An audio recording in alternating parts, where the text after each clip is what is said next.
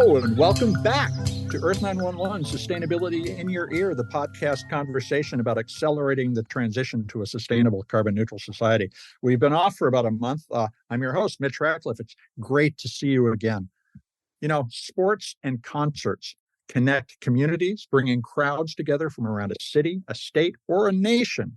And those fans toss massive amounts of cups, food service items, programs, and other memorabilia into the trash. A football game or a Taylor Swift concert could be among the most waste-creating events in our society, but many stadiums and sports venues are stepping up to the challenge. Lumen Field in Seattle, the home of the NFL's Seahawks and Major League Soccer's Sounders, is among the most sustainable stadiums in the United States. Since it started measuring waste diversion from landfills in 2006, when only 4.6% of the materials that it collected were recycled, Lumen Field has increased its recycling, composting, and donations efforts to avoid sending 90% of the waste generated by fans to the dump. Our guest today is Christy Briggs. She's Logistics and Sustainability Manager at First and Goal Incorporated, which manages Lumen Field's recycling and other sustainability programs. Lumen Field has a high bar to meet, as just across town in Seattle, Climate Pledge Arena was the first LEED Platinum sports venue in the country, and it's achieved similar waste diversion rates. Of course, sports thrives on competition, and Lumen Field has introduced innovative approaches to collection, sorting, and putting items into the right reuse stream so that they avoid the landfill. For example, after each major event, Lumen Field rolls out a portable materials recovery facility, or a MRF, the sorting systems used at a recycling transfer station where packaging, food waste, and other items are separated before processing. But the stadium's sustainability efforts go all the way back to its construction, when 35% of the concrete from the demolished Kingdome, the stadium that stood where Lumen Field is today, was used in the new stadium's construction. Just a few of the notable moves made by First and Goal Incorporated include replacing its incandescent lighting and sourcing 90% of its janitorial supplies through the Green Seal program, as well as recycling thousands of gallons of cooking oil each year. And that reduces the stadium's CO2 emissions by more than 72,000 pounds. That's just from the oil. And during a major renovation of the field in 2016, 96.3% of the furniture, carpet, and other materials that were taken out of the old installation were recycled. Christy's been leading sustainability at Lumen Field since 2015, and there are a lot of stories to explore. You can learn more about Lumen Field, including its sustainability programs, at www.lumenfield.com. Lumen Field is all one word, no space, no dash, and Lumen is spelled Lumen. So let's get into it. Welcome to the show, Christy. How are you doing today? Great. Thanks for having me, Mitch. Well, it's a pleasure. And, we've had a couple of fascinating conversations, and you told me about things going on at Lumen Field that were surprising. So we've got a lot to talk about. But I wanted to start off, because it's an emerging field, learning on the fly seems to define sustainability progress. And I'm wondering, what's your background and how did it prepare you for managing such a massive sustainability operation? So it's kind of funny. I have zero background in sustainability. My immediate background is sports management. I have an MBA in sports management. However, before that, I was in education. I was in nonprofit. I was an aquatics director. But I think it's the unique skills that I've learned all the way along in just thinking outside of the box that has prepared me for this field. So about 5 years ago, I was asked to take over the sustainability program here at Lumen Field, CenturyLink at that time.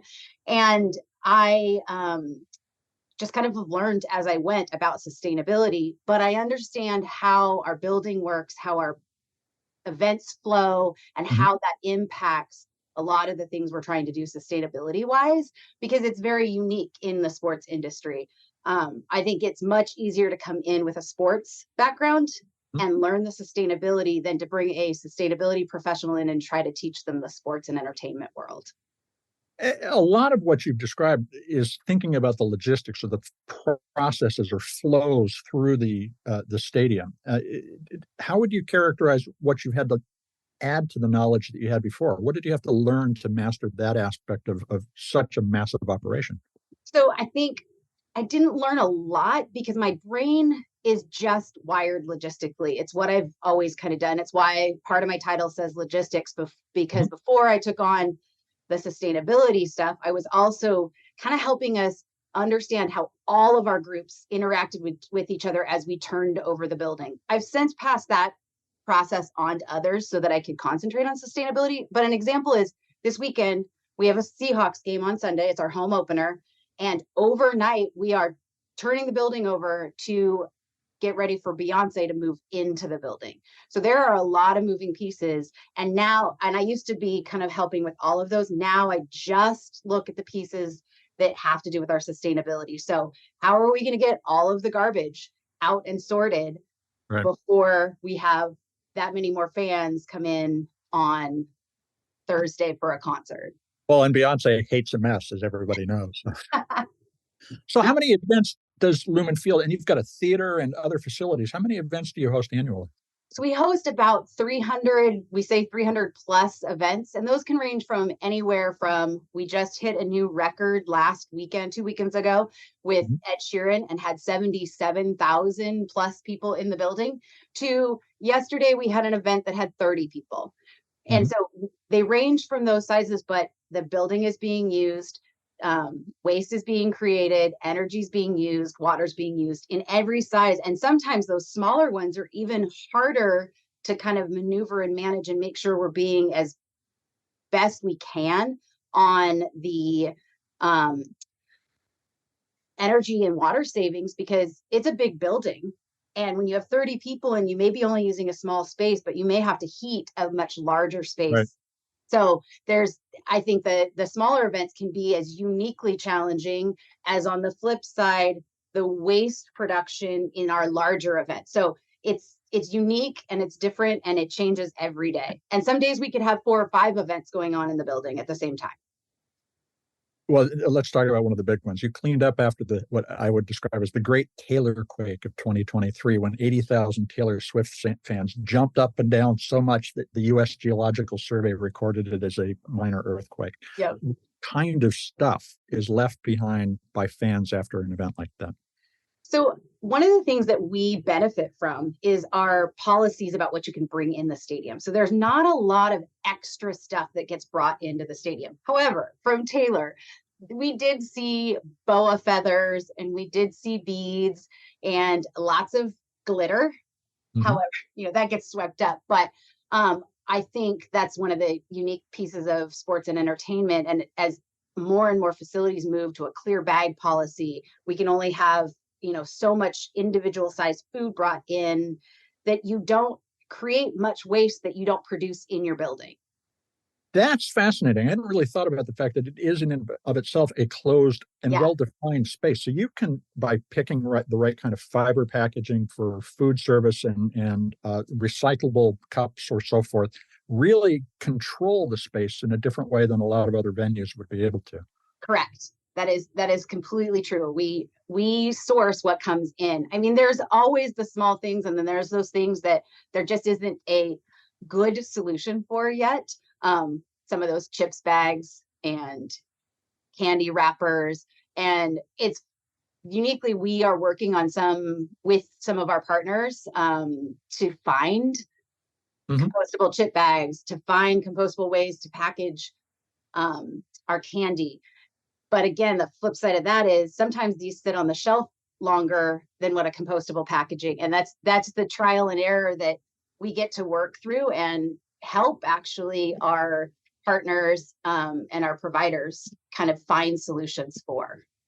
Well, if you can say I've got 80,000 people showing up at my place a few times a week or a month, you've got a lot of leverage with those, for instance, candy and chip makers. Do Correct. They come to you looking for these solutions, or what's that dialogue like? It can go both ways. And being part of the Green Sports Alliance, we were a founding member of Green Sports Alliance, which is a trade organization that brings together sports and entertainment to talk about sustainability issues. And being part of that helps us kind of find those opportunities and also go out and challenge some of these places in not just our organization doing it, but in a greater scheme of, hey, there's 7 facilities here that are really, really pushing on you to have compostable packaging. What can we do about it?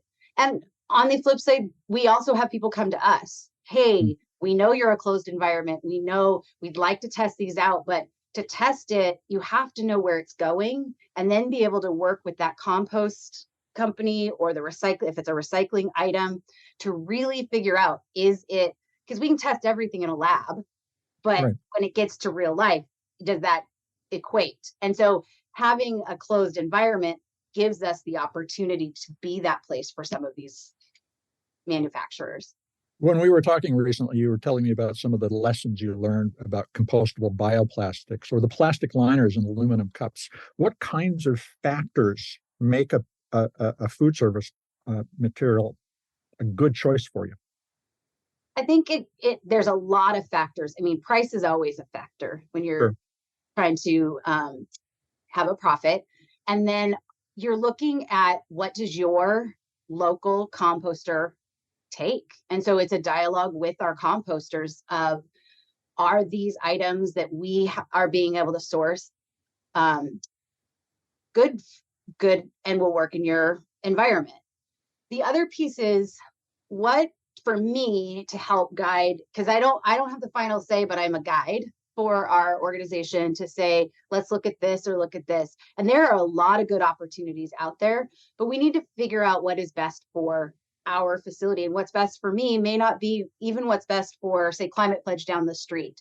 But we Right. all can have good solutions in place, and we can all work toward better solutions. And so one example for us is, we were 10 years ago, we were completely compostable on our cups. Mhm. Anything that went into an open cup fountain, beer, draft beer, all of those were in compostable cups. Well, shortly after that, the aluminum cup came onto the scene, and we got asked often if we wanted to look at it as an option. But for me, our compost cup was better than the aluminum cup. And that's not saying the aluminum cup was bad. It Sure. just, for our solution, would have really kind of been almost a backward proposition. Whereas some of my counterparts across the country who don't have commercial composting available to them, but have recycling, it's obviously a better opportunity for them than a plastic cup that can't be recycled. Well, that local context, like you said, Yep. really defines what a stadium can decide to do. But Yep. let me ask a little bit more about, you mentioned sustainability is a factor, but price, of course, is inconvenience. So how would you rank, when you talk with leadership at First and Goal, how would you rank the factors? Is it price first, then convenience, the ability to make it work, and then the sustainability? How does it fall out? I don't think so. And I think now when we're looking at compostable, the price point is pretty comparable. Mhm. But 10 years ago, before I was involved, they still made that choice when it wasn't. So sustainability was made that priority. We were Really? going to go to Okay. compostable. And so, and as we look at some of these other programs, reuse and the newer ideas that are coming onto the stage, it's all kind of on an equal platform of priority. So we look at it all and we try things. We are doing reuse in our theater. It's a smaller area, it's contained. We feel like we have a better idea of the ebb and flow and being able to really, like, when it may not be working, when our harvest numbers may not be what they should be to make the price point doable, we're able to take a closer look at why. Whereas if we're talking about 70,000 people, 5 levels of the building, it's hard to understand what's going on and why it may or may not be working. And is it one location? Do we need to change things? So we started in our theater, and we've been doing it since April. And after we get through our crazy month of September, we're going to all sit down again and say, okay, our harvest numbers aren't where we want them to be. We're about 89%. We'd really like to be in that 95 to 98% to make it, the price point, hit at a comfortable level. And so we're going to sit down, and we're going to sit down with the housekeeping team, food and beverage, with our provider, and say, what do we think our issues are? Where are we losing these cups? Are they going in the trash? Because I'll back up a bit. the way we have our system set up with cans and receptacles in our building, we only ever do 2 streams next to each other. We have recycle, and we have those designed very specifically with actual ring sizes that only fit bottles and cans. And that makes that a clean stream. We don't have to sort it. And then our other is all other waste if you're on our concourses. 90% of that is compostable, but you've got those chip bags, you've got those. But instead of putting 3 cans out that we're going to eventually then have to sort and open those bags, we do the 2. We don't open the recycle bags. We rip open and sort every other bag. So in the theater, our 2 system is recycle and the reusables. And again, the reusable cup shouldn't fit in the recycle can. So we're not, and they can't go out of the garden. So we have to figure out, where are we losing them? And these are all pieces that have to get worked through as you put in new programs. Well, so what you're describing is you're moving the sorting to the edge of the network by defining what can go in these different receptacles. Yes. Let me ask about a different form of reuse, which I was really surprised by. I read that you have reused 44 tons of sod during 2015. How do you reuse sod? And so what happened to it? The sod comes in those instances for international games that we have on site. We're a artificial turf. So our sod comes in, we lay down plywood, and then the sod goes in almost kind of very temporarily. It's for 1, maybe 2 games. So it has the ability a lot of times to be re-rolled, and we reuse that by donating it to parks, to schools. We've done that. We also make sure that if it can't be reused, it is sent to the composter and it is turned into usable compost. Now, I have read through a lot of the sustainability report, and there's just these interesting factoids I want to dig into a little bit. Now, in 2019, 7 tons of food was donated to local charities. Was that concession leftovers, or is there actually food waste in some way being recovered and reused?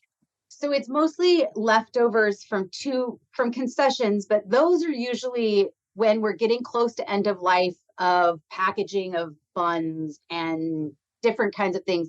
We do source those out to, I believe right now we are working with Salvation Army, and we've worked with others in the past, Northwest Harvest. But the second piece is that it's from catering events, and that's prepared food that is all kept at all the right temperatures.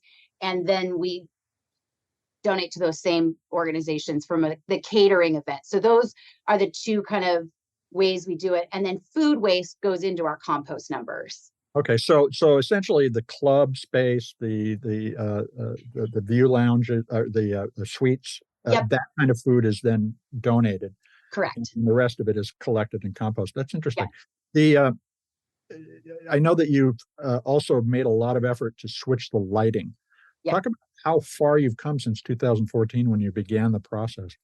So I tried to get with the facility team and confirm the number, but I would say we're close to 95% of our lights have been switched over. And a lot of that has been through just as we change bulbs, going to LED bulbs, and then we did a whole retrofit in 2019 of our field plaza, all the lights in that space. This year, we just completed, I think it was 2 games ago, we had it in full use. Our bowl lighting went from old halogen lights that take 20 minutes to turn on to LED. So we have full LED bowl lights now. So I'm really excited as we move through this month to then get to the end and see our energy savings, because it's going to be significant on that in that retrofit. And are you also looking at display technology? All the digital displays, are those working to lower the emissions or energy use associated with that?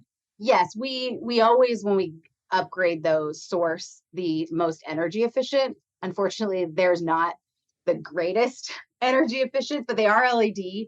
And I would say that's another one of those unique things to stadium life, right? There are certain aspects that, yes, if we reduce, so we always want to reduce, reuse, recycle, right? That's the order we want to go in. And that's same with energy, water.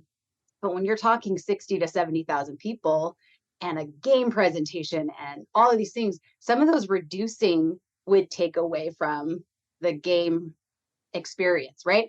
And so how do we get creative and look at other areas? So we can't do it here. Can we do it here? What other things? We have a solar array on our event center, and we are looking at the possibility to upgrade that. We were one of the very first to have a full solar array on our building in Washington. And when it first went in, it was the largest in Washington state. It isn't any longer. I think IKEA beat us out. But it was new technology when it was installed. It's 10 years old. So now we're looking at how do we keep that a piece that is really helping offset or make us better because in some areas we're not going to take down all of our nice big video boards because that's how you watch a football game.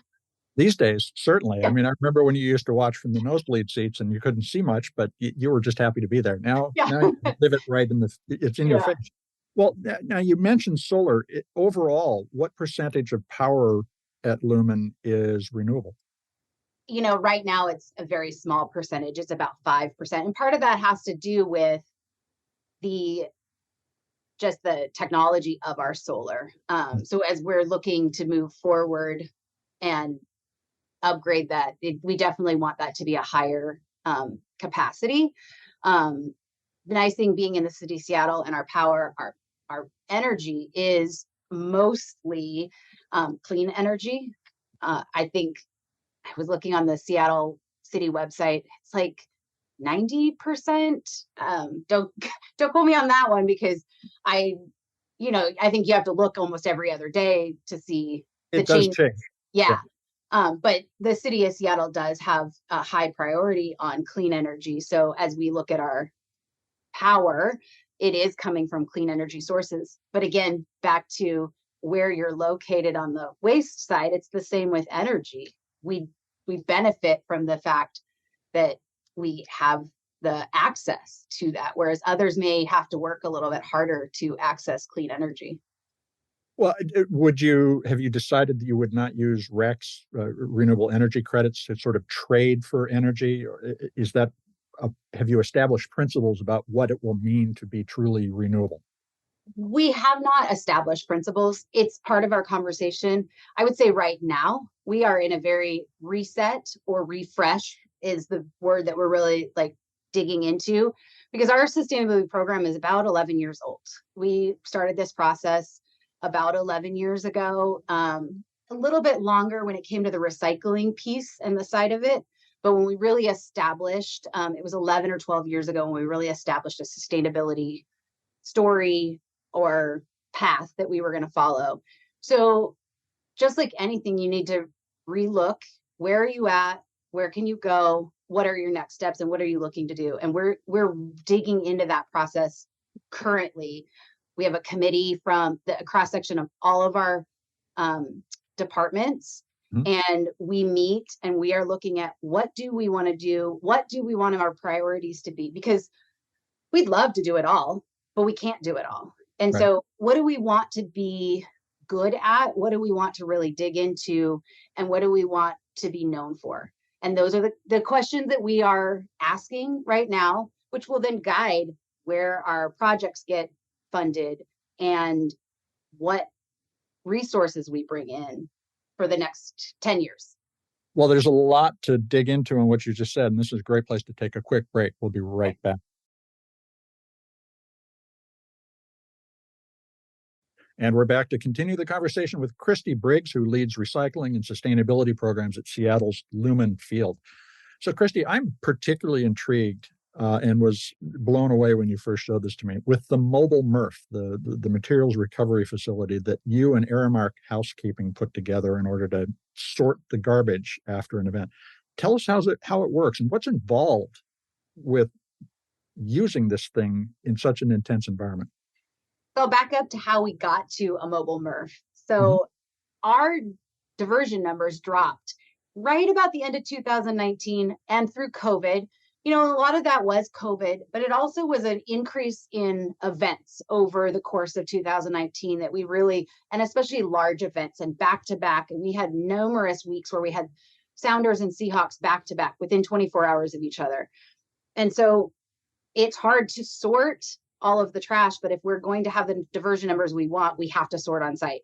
So our old method was dump it on a table, pick through it, and put it into the right bins. Well, that is very time consuming.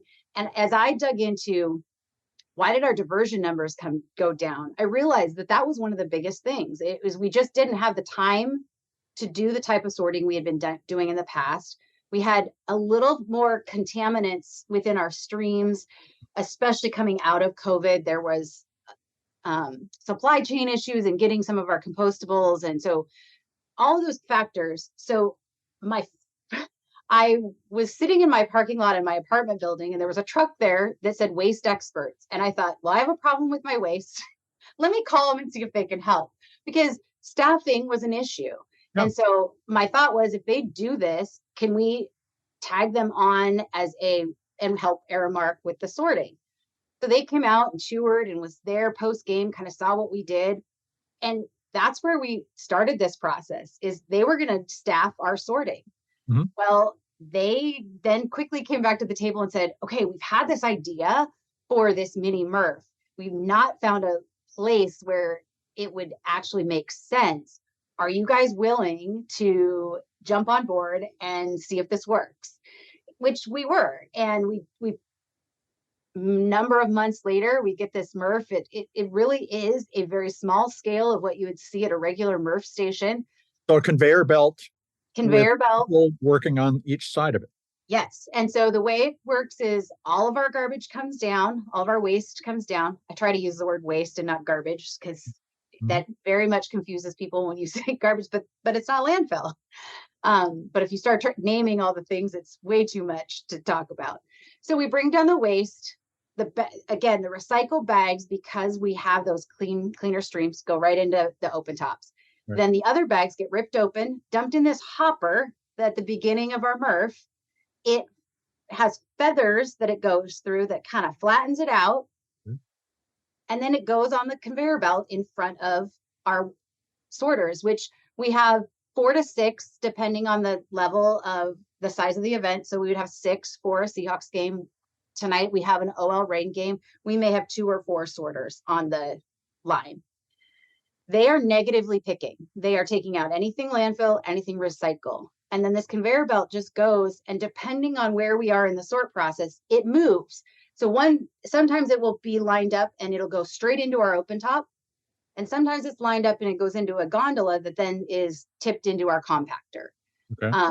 And it has done several things. It's sped up the process because we're dumping it and they're only touching the stuff that doesn't belong. And the rest is just going right into the open top. It cleaned up the process. It seems like it's another benefit of the closed system too, is that you have that great control. But so unlike a lot of MRFs, which are really positive sorting, trying to pull the things out that need to go into a particular stream, you're keeping stuff in the stream unless it shouldn't be there. Correct. Yeah. But it has also cleaned up the process, right? Because the garbage is dumped, it's sorted, all the liquid kind of drains off, and we've got bins underneath that collect it. Our next step is hoping to try to find a way to take that and turn it into energy. We haven't quite gotten there yet, but it is in our wish list of next steps. We could turn all the sludge into energy. But we then found that our staff was coming back. We would go through sorters. They'd be different every time. Well, if they're different every time, they're having to learn what needs to come out. And I think that was part of our problem. But because they felt like we had made an investment, it again is a lot cleaner than digging through piles of trash on a 8-foot table. We've seen the return of staff who've taken ownership of this area, which was another positive to making our program better. So how does Lumen Field track the disposition of all these materials that you're sorting and the environmental benefits of your sustainability efforts? So we work with our hauling partners, which we just have brought on DTG as our new hauling partner. And they help us with waste characterizations. They report back to me the weight, the type, all of those things. And then we have a tracking method that we use to calculate.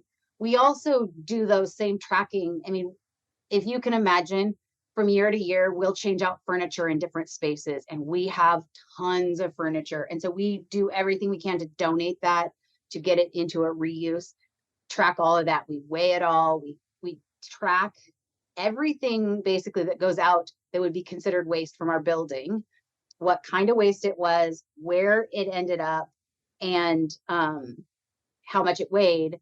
And that's how we get the numbers of our diversion. And it also then helps us calculate as we look at, say, a LEED certification or something like that. We are able to populate all that information, which helps get our score. So are you also able to tally your scope 1, 2, and 3 emissions pretty comprehensively because it is a closed environment? Our 1 and 2 is very easy. Scope 3, just like anywhere, is still more difficult. We have not started to tackle that piece.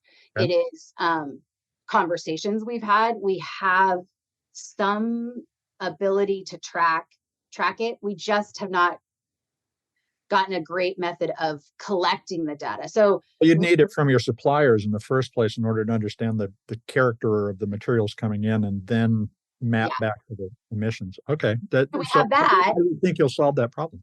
I don't know, but you have to think we also add in, so another piece of our scope 3 is fan travel. Ah, yes. And so that's another piece that there are people doing it. It's very difficult because it means getting information back from all the fans on how they got there. So, and there's some just calculating like a certain population of it and then making educated assumptions to that. But that's a whole other piece that we have not gotten to. So I think part of the ways we're doing it is we're looking at different processes and procedures. As part of this refresh plan, we are building a more robust procurement process for sustainability specifically. And I think out of that will come the ability to start to calculate some of the supply chain scope 3. And then as we move forward, there's a lot of like surveys and different ways that we can start to extrapolate that fan travel side of it. I can imagine doing things with your ticketing partners. Where was this ticket or their billing address so that you could at least begin to estimate with a little bit more granularity where people were coming from. Yeah. Really interesting. As a destination, then your scope 3 emissions become all of your fans' emissions. That's quite the challenge. And then you get deeper in that. And when you want to start tracking team side of it, then there's team track, like there's so many layers. And so right now we are working on perfecting that scope 1 and scope 2. And I think we are very close. We have a good system of tracking. We use a program called Play to Zero, which is a part of ARC. And it has been developed by Green Sports Alliance. And so it helps us track right through the same system as you would for LEED, but very specific to sports and entertainment. So that is one way that we're able to get those numbers and track. That's a lot of data entry at this point. I really want to find ways. Every time I talk to, everybody wants to come in and sell us something. And as I talk to these folks, I'm like, so here's the thing.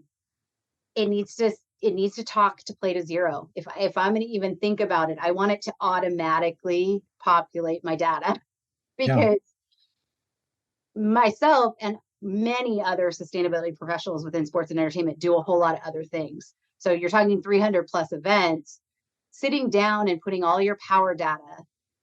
We have 2 meters for power. We have 5 meters for water. And to try to populate all of that into these tracking systems, I really just push. I'm like, if you can figure that out, come back and we'll talk. Well, again, you're a microcosm of this problem that we have in much more distributed and complex environments. You have some advantage, but you also, as a result, can underline where some of the real shortcomings are in the way that we're currently doing this. Right. How do you report and explain these impacts to the team management at First and Goal, which also runs the Seahawks. I assume they track their scope 1 and 2 emissions. So what do you all talk about when you're talking about your performance and how you're doing with regard to your goals? So right now, again, with this refresh, we are setting those new goals and how are we going to track and what are we going to report and what are the targets that we want to be hitting. So we're working through those right now with this cross section of all departments. I actually kind of help oversee the sustainability for our practice facility. It falls under their facility director, but I work very closely with him because I'm the one that spent the time in knowing what we need to be doing. So it's a helpful tool for them to be able to, and we want to do everything the same because it's much easier if we have the same standards across the board that we're working toward. So as we look at just the planning of new systems, we're looking at upgrading our HVAC system here at the stadium. So looking at how that impacts, and I get brought into the conversations. Our facility team is handling all of it, but I get brought into the discussions so we can talk about what do we need to do to make sure we track our savings as we get this stuff in, that we track our impact. How can we connect it to anything we're doing at the practice facility to make it all be cohesive? Because the more we do things in cohesive manner, the more impact that we're going to have across the board. Well, at many organizations, they tie senior executive compensation to sustainability results. Is that something that First and Goal does as well in order to create an impetus for that progress? We don't. That isn't in our process right now.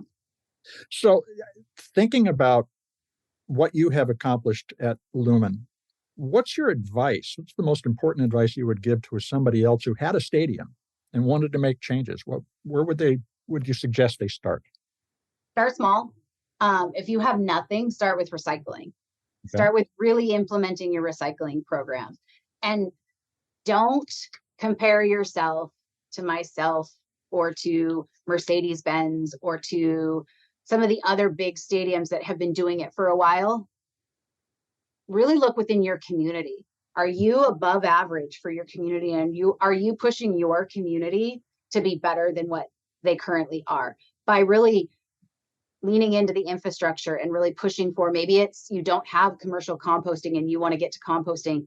The amount of waste that a stadium produces, if they really push, they may be able to bring that process into their community. And so start small, start where you're at, and then celebrate all the small successes. I mean, when you look at our timeline, we started at a 3% diversion rate. And then we got up to about 50%, and we were good there. And if you compare, when we did our drop and we dropped to 50 during 2020 and 70 during 21, I still was reminded, hey, you're way above a lot of other places. But for me, we had been at that 90+% for several years. And so I wanted to fix and get back there. But I wouldn't say a stadium starting out should try to hit my 97% that we hit in 2018, because there's a lot of factors that go in, and that took years to get there. We started tracking in 2006. We didn't hit that 90 till like 8 years later, 7-8 years later. Well, it's interesting that you point out focus on recycling first, because to some extent that's the low-hanging fruit. You've got the waste. Yeah. Let's make it into something at least more valuable than sending it to landfill. But on the other hand, reuse is important, and reducing the inputs of non-compostable materials or of aluminum. Yeah. All of that redefines the challenge that you face as you change what the inputs are. You change the potential outputs. Yeah. Again, thinking about it as a closed environment, and recognizing that the last 20% of sustainability efforts, or any efforts, because of the law of diminishing returns, are the hardest. What do you have to do to go that last 10% or so on average that you need to do at Lumen Field over the next few years? What are you working on? I think it's, I've been really excited about this new partnership with DTG. They really lean into the recycling portion and really trying to find ways to recycle what many have said is unrecyclable.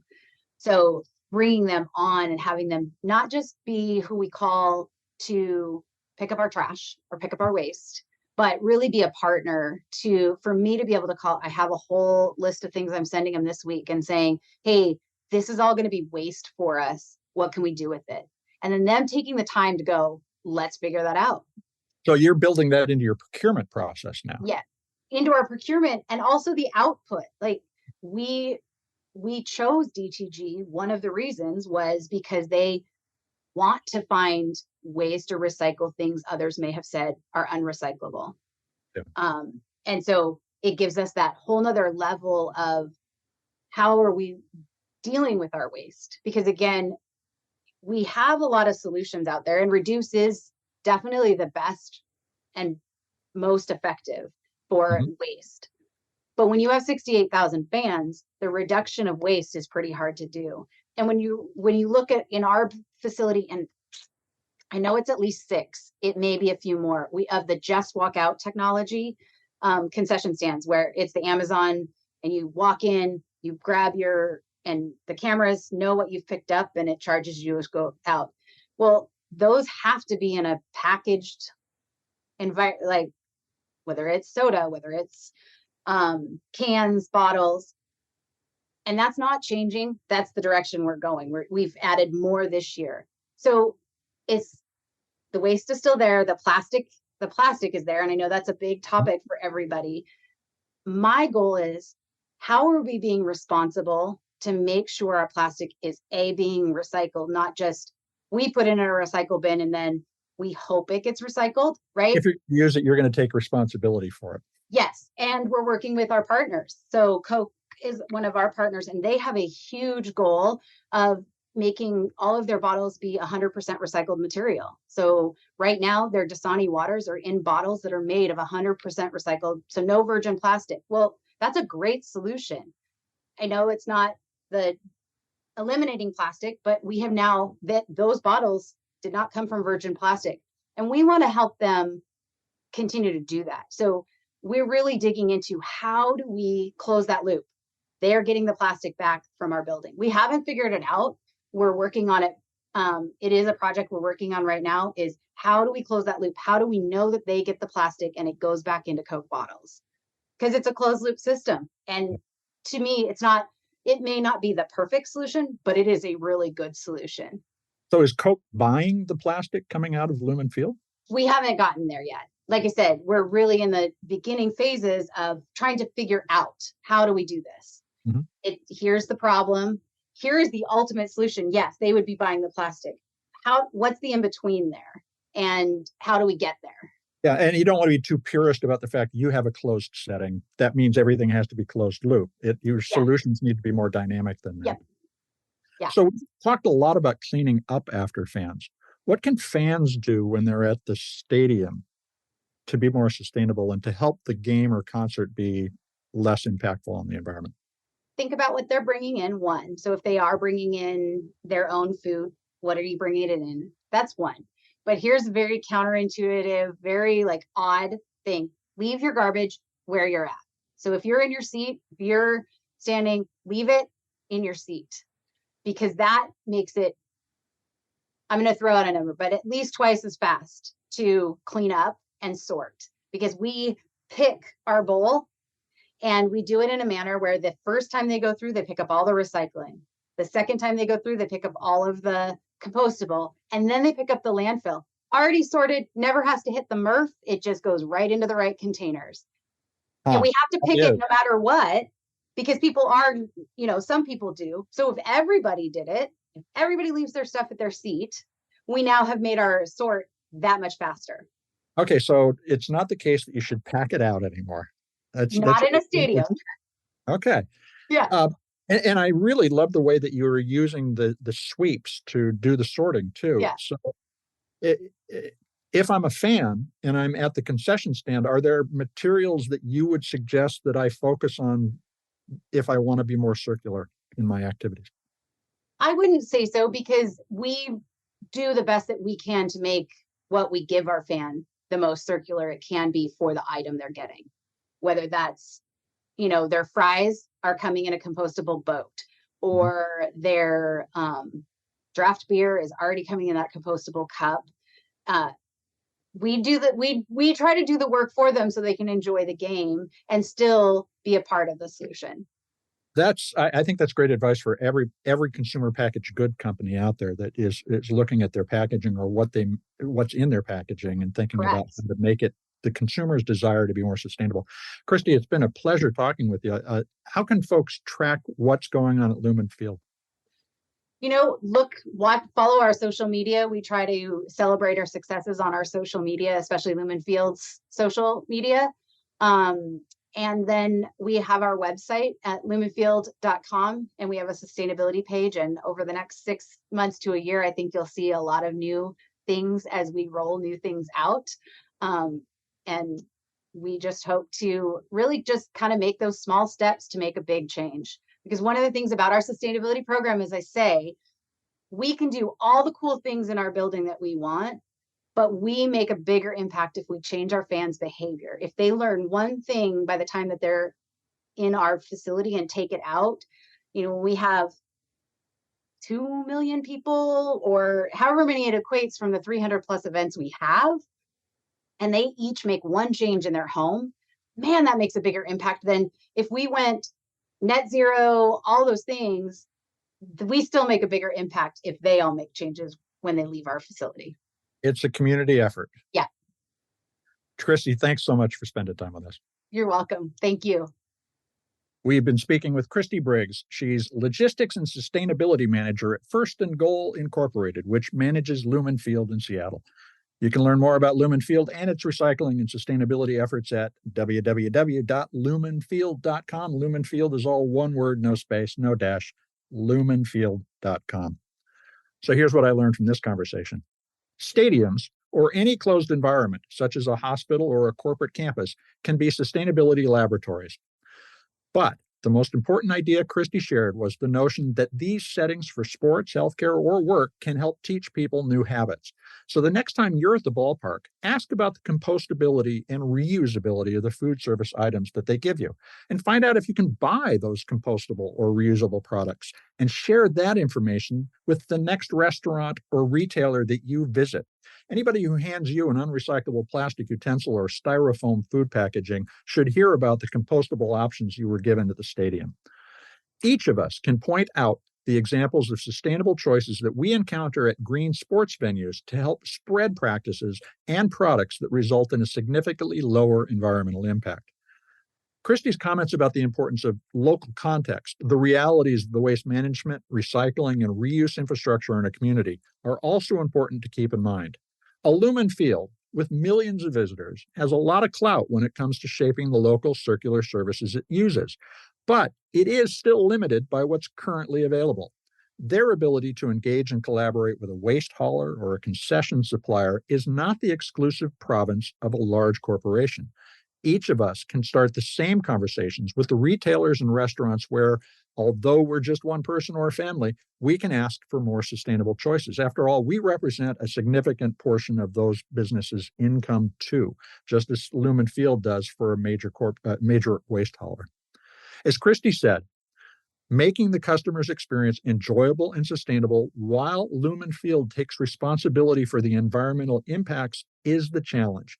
Ask the companies that you buy from to embrace and act on their commitment to make your shopping or dining fun and environmentally responsible. I hope you take a few minutes to share this podcast or any of the more than 420 interviews that we've done on sustainability in your ear. If you take a moment to write a review on your favorite podcast platform, it will help your neighbors find us. You folks are the amplifiers that help us spread more ideas to create less waste. Tell your friends, family, and coworkers they can find us on Apple Podcasts, Spotify, iHeartRadio, Audible, or any of the other fine purveyors of podcast goodness that they prefer. Thanks, folks, for your support. I'm Mitch Ratcliffe. This is Earth911, and we will be back with another innovator interview soon. In the meantime, take care of yourself, take care of one another, and let's all take care of this beautiful planet of ours. Have a green day.